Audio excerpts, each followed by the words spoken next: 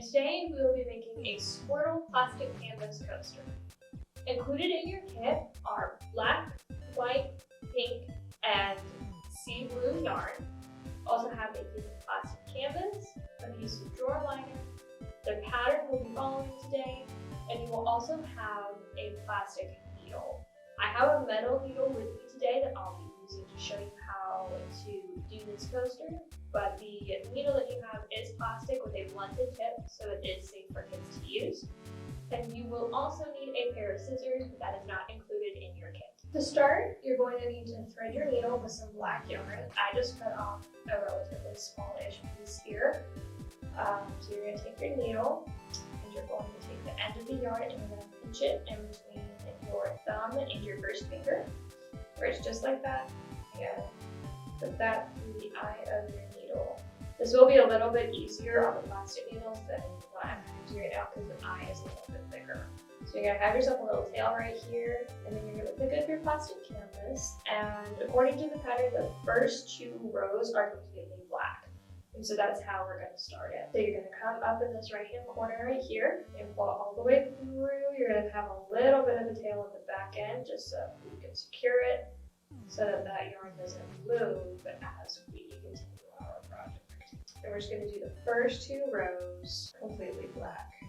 And we're just going to keep going in this diagonal pattern, just up, 1 here, and then down, and then 1 diagonal from it.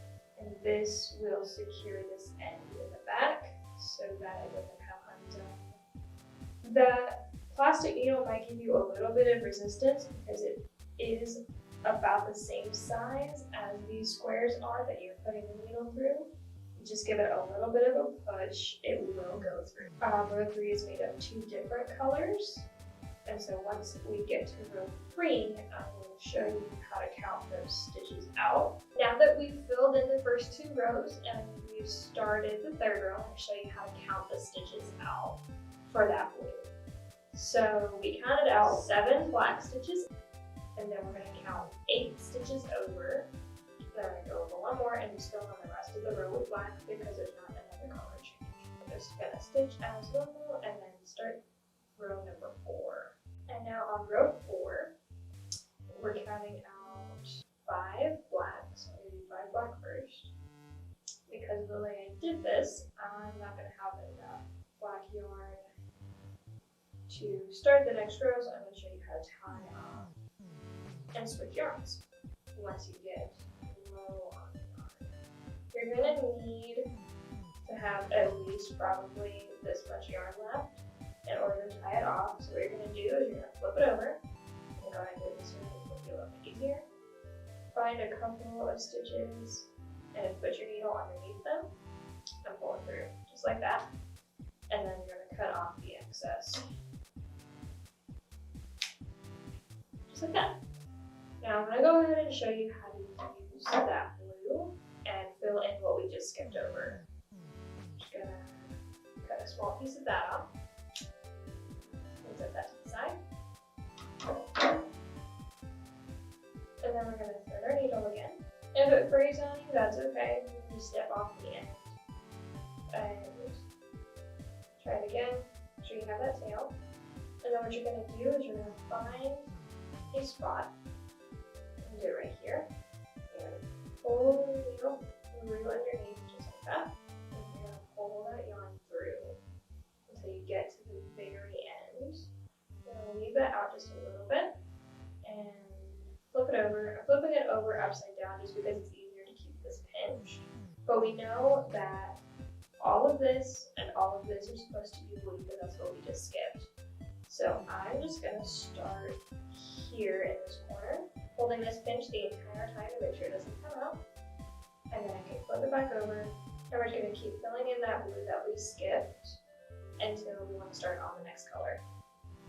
Once you're finished with the coaster, it should look something like this. Now I'm going to show you how to attach the drawer liner to the back. This is optional, you don't have to, but it just keeps the coaster from like sliding around on the table while you're trying to use it. So to do that, you're going to take a piece of black yarn and you're going to put it in your needle, just like you have been. And then you're going to take your coaster, flip it over, and you're going to thread it and back and pull it through. And you're going to take your drawer liner, you're going to line it up as best you can, and you're going to go underneath here up to this right hand corner, pull it through, keep it pinched so it doesn't come out, and you're going to count over 11. So 1 is this corner, 9, 10, and 11.